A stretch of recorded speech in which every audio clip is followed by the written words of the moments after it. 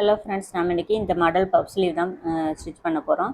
இது வந்து ஸ்டிச் பண்ணுறது ரொம்ப சிரமமே இல்லாமல் ரொம்ப ஈஸியாக எப்படி நம்ம ஸ்டிச் பண்ணலாம் தான் இந்த வீடியோவில் வந்து பார்க்க போகிறோம். இதுக்கு வந்து லைனிங் கிளாத்தில் ஸ்லீவோட உயரம் வந்து 9.25 இன்ச்சும் அடிக்கை இறக்கம் 3 இன்ச்சு கம்மி பண்ணி நான் வந்து ஸ்லீவ் வந்து கட் பண்ணி எடுத்து வச்சுருக்கேன். இது வந்து ரொம்ப 33 இன்ச்சு ப்ளவுஸ் தான், ரொம்ப சின்ன கை தான் இது. ஸோ உங்களுக்கு வந்து உங்கள் ஸ்லீவ் அளவு என்னவோ அதே மாதிரி நார்மலாக எப்போதும் போல் ஸ்லீவ் வந்து கட் பண்ணி எடுத்து வச்சுக்கோங்க. இப்போ வந்து இந்த ப்ளவுஸில் இடுப்புக்கு வந்து பார்டர் கிளாத் கொடுக்கல. அந்த இருந்த பார்டரை அப்படியே ரெண்டாக ஃபோல்டிங் பண்ணி ஸ்லீவோட முன்கை சுற்றளவுக்கு தகுந்த மாதிரி அந்த பார்டரை வந்து கட் பண்ணி எடுத்துக்கலாம். மீதி இருக்கிற கிளாத்தை அப்படியே ஸ்ட்ரைட்டாக கட் பண்ணிக்கலாம். பார்டர் கிளாத் மட்டும் நமக்கு முன்கை சுற்றளவுக்கு எந்த அளவுக்கு தேவையோ அதை மாதிரி கட் பண்ணி எடுத்துகிட்டு மீதி கிளாத்தை வந்து நான் எடுத்துட்டேன். ஆனால் மேல் பக்கம் இருக்கிற கிளாத்தை வந்து நம்ம ஃபுல்லாகவே அப்படியே எடுத்துக்கணும். ஏன்னா அப்போ தான் வந்து ஃப்ளீட் வைக்கிறதுக்கு பார்த்தோம். அதனால் அதை வந்து ஃபுல்லாக கட் பண்ணி இதை மாதிரி எடுத்து வச்சுக்கோங்க. 2 ஓரத்தில் மட்டும் ஸ்ட்ரெயிட்டாக இருக்கிற மாதிரி கட் பண்ணி எடுத்துக்கலாம். ஸோ ஒரு பக்கத்துக்கு வந்து 12.25 இன்ச் இருக்குது. அப்போ வந்து இந்த மொத்த கிளாத்தோட நீளம் வந்து நமக்கு 24.5 இன்ச் இருக்கும். அதில் ஃப்ரண்ட்டில் வந்து ஒரு 6 இன்ச்சு இதை மாதிரி மார்க் பண்ணிக்கோங்க. மார்க் பண்ணிவிட்டு அந்த கிளாத்தை ரெண்டாக ஃபோல்டிங் பண்ணிக்கலாம். இப்போ ஃப்ளீட் வந்து உங்களுக்கு அதிகமாக தேவை, உங்களுக்கு கிளாத் அதிகமாக இருக்குன்னா அதுக்கு தகுந்த மாதிரி நீங்கள் எடுத்துங்க.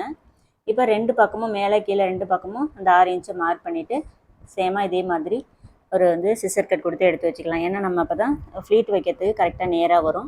நான் சென்டரில் கிளாத் வந்து அதிகமாக இருக்குது, ஆனால் அதை கட் பண்ணல, அப்படியே வச்சுருக்கேன். அதை ஃப்ளீட் வச்சுட்டு நான் தைக்கும் போது உங்களுக்கு காட்டுறேன். அந்த ஸ்லீவோட உயரத்துக்கு அது வந்து மேட்சாக இருக்கும். அதை கட் பண்ணி எடுத்துட்டோம்னா ஸ்லீவோட மொத்த நீளத்துக்கு வந்து நமக்கு பத்தாமல் போயிடும். அப்படிங்கிறனால அந்த கிளாத்தை வந்து நான் வந்து ஸ்ட்ரைட்டாக கட் பண்ணல, அதிகமாக இருந்தாலும் பரவாயில்லன்னு அப்படியே வச்சுருக்கேன். நான் ஃப்ளீட் வச்சுட்டு நான் தைக்கும்போது உங்களுக்கு வந்து அது புரியும். இப்போ வந்து நம்ம வைக்கிற ஃப்ளீட் வந்து ஒரு அரை இன்ச்சு கிளாத் வந்து உள்பக்கம் மடித்து ஃப்ளீட் வைக்கிறோம். உள்பக்கம் அப்படி கிளாத் மடிக்கும்போது அரை இன்ச்சு கிளாத் வந்து உள்ளே போயிடணும். அந்த மாதிரி அளவு வச்சு நம்ம இதை ஃப்ளீட் வச்சு எடுத்துக்கலாம்.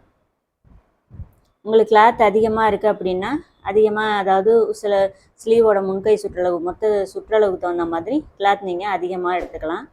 இது வந்து ப்ளவுஸில் உள்ள கிளாத்லேயே நம்ம வந்து ஃப்ளீட் வைக்கிறோம். ஒரு சில நேரங்களில் நீங்கள் சாரீலேருந்து கூட கிளாத் கட் பண்ணி உங்களுக்கு தேவைக்கு தகுந்த மாதிரி கஸ்டமர் விருப்பத்துக்கு தகுந்த மாதிரி கலர் சேஞ்ச் பண்ணி கூட நம்ம இந்த ஃப்ளீட் வந்து பஃப் வந்து வச்சுக்கலாம். ஸோ கீழ்ப்பக்கம் எந்த அளவுக்கு கிளாத் மடித்தோமோ மேல் பக்கம் ஃப்ளீட் வச்சுட்டு வரும்போதும் அதே அளவு கிளாத் வந்து மடித்து வைக்கணும். ஏன்னா இது வந்து கீழ்ப்பக்கம் ஈஸியாக வச்சுட்டு வந்துடும், நம்ம கை வாட்டத்துலேயே வரும். மேல் பக்கம் தைக்கும்போது ஆப்போசிட்டில் மடிக்கிற மாதிரி இருக்கும். அதனால் அது கொஞ்சம் கஷ்டமாக இருக்கும். கொஞ்சம் பொறுமையாக நிதானமாக இந்த ஃப்ளீட் வந்து கரெக்டாக வந்து அரை இன்ச்சு கிளாத்தில் கீழ்ப்பக்கம் என்ன அளவு கொடுத்து மடிச்சிருக்கோமோ அதே அளவு வந்து மேல் பக்கமும் இருக்கிற மாதிரி ஃப்ளீட் வச்சு இது மாதிரி தையல் போட்டு எடுத்துக்கலாம். நமக்கு வந்து இதில் வந்து ஒரு 7 ஃப்ளீட் வரைக்கும் வந்திருக்கு. நான் எக்ஸ்ட்ரா இந்த ஸ்லீவோட அகலத்துக்கு வந்து இந்த ஃப்ளீட் வந்து போதும் எனக்கு. இதுவே அதிகமாக தேவைன்னா நீங்கள் அதுக்கு தகுந்த மாதிரி கிளாத் எடுத்து ஃப்ளீட் அதிகமாக வந்து வச்சுக்கலாம்.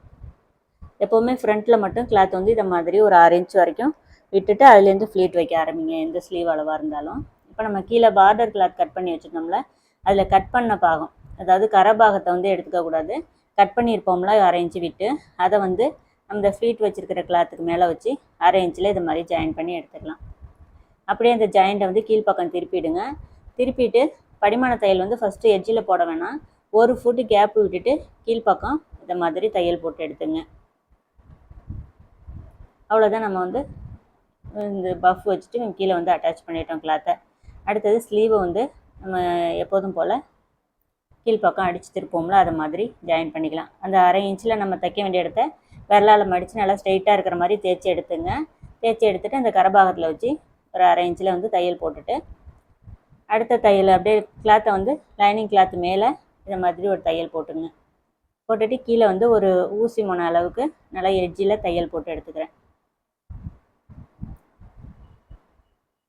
அவ்வளோதான், நம்ம இப்போ மெயின் கிளாத்தையும் லைனிங் கிளாத்தையும் ஜாயின் பண்ணி எடுத்துக்கலாம். அந்த சென்ட்ரு கிளாத் பார்த்தீங்கன்னா தெரியும், ஃப்ளீட் ஒயரும் நம்ம அந்த கட் பண்ணிவிட்டு, அதாவது ஜாயின் பண்ணிவிட்டு கட் பண்ணோம்னா நமக்கு கூட குறைச்ச வராது. இப்போ வந்து எக்ஸ்ட்ரா கிளாத் இது மாதிரி கட் பண்ணி எடுத்துக்கலாம். நம்ம சென்ட்ரு வந்து ஸ்லீவ் ஒயரத்துக்கு மேட்சாக இருக்குது. ஒரு சில நேரங்களில் நீங்கள் அதை கட் பண்ணிவிட்டு ஃப்ளீட் வைக்கும்போது பத்தாமல் போகிறதுக்கு சான்சஸ் இருக்குது. அதனால் அதை அப்படியே வச்சுட்டு ஃப்ளீட் வச்சுட்டு ஜாயின் பண்ணிவிட்டு நம்ம எக்ஸ்ட்ரா கிளாத் இருந்தால் கூட இந்த மாதிரி கட் பண்ணி எடுத்துக்கலாம். ஸோ அவ்வளோதான், இப்போ வந்து ஃபினிஷிங் பண்ணியாச்சு. இப்போ வந்து அப்படியே எட்ஜில் இந்த பார்டர் கிளாத்தில் ஒரு தையல் போட்டுக்கலாம். லைனிங் கிளாத்தையும் அந்த மெயின் கிளாத்தையும் சேர்ந்த மாதிரி வச்சு தையல் போட்டுக்கலாம். எப்போதும் நம்ம பார்டர் கிளாத்துக்கு தனியாக மேலே உள்ள பஃபுக்கு தனியாக வந்து லைனிங் கிளாத்லேயும் கட் பண்ணுவோம். அதை மாதிரி இல்லாமல் சேம் இதே மாதிரி லைனிங் கிளாத்தை ஈக்குவலாக கட் பண்ணிவிட்டு நம்ம மெயின் கிளாத்தில் மட்டும் இந்த மாதிரி பஃப் வச்சுட்டு இந்த ஸ்லீவ் வந்து ஃபினிஷிங் பண்ணியிருக்கோம். ஸோ கிளாத் எங்கேயும் சுருங்காது. ஏன்னா இந்த பஃப் வந்து நமக்கு மேலே தனியாக வந்து உப்பிக்கிட்டு வராமல் சாதாரணமாக ஃப்ளாட்டாக உள்ள பஃப் தான். அதுக்கு வந்து நம்ம இந்த மாதிரி ஸ்டிச் பண்ணும்போது வேலை வந்து ரொம்ப சீக்கிரம் முடியும். அதே மாதிரி ரொம்ப குழப்பம் இல்லாமல் பிகினர்ஸ் கூட ரொம்ப ஈஸியாக கற்றுக்க முடியும் இந்த மாதிரி மெத்தடு. ஸோ நமக்கு ரொம்ப ஈஸியாக நீட்டாக வந்து இந்த ஸ்லீவ் வந்து தைச்சி எடுத்துருக்கோம். கண்டிப்பாக பிகினர்ஸ் வந்து ட்ரை பண்ணி பாருங்கள். இதை சென்டரில் நம்ம லைனிங் கிளாத் வச்சு மெயின் கிளாத் மேலே தையல் போட்டிருக்கனால சுருக்கம் எதுவும் வராமல் நீட்டாகவும் இருக்கும் நமக்கு. இந்த ஸ்லீவோட ப்ளவுஸும் கட்டிங் அண்ட் ஸ்டிச்சிங்கோட நான் வந்து நம்ம வீடியோவில் அப்லோட் பண்ணியிருக்கேன் ஏற்கனவே. இது வந்து பிரின்சஸ் கட் ப்ளவுஸு 33 இன்ச் அளவு. இது வந்து ரொம்பவே யூஸ்ஃபுல்லாக இருக்கும். கண்டிப்பாக அந்த வீடியோ வந்து நான் வந்து எண்ட் ஸ்க்ரீனில் கொடுக்குறேன், தேவைப்படுறவங்க பாருங்கள்.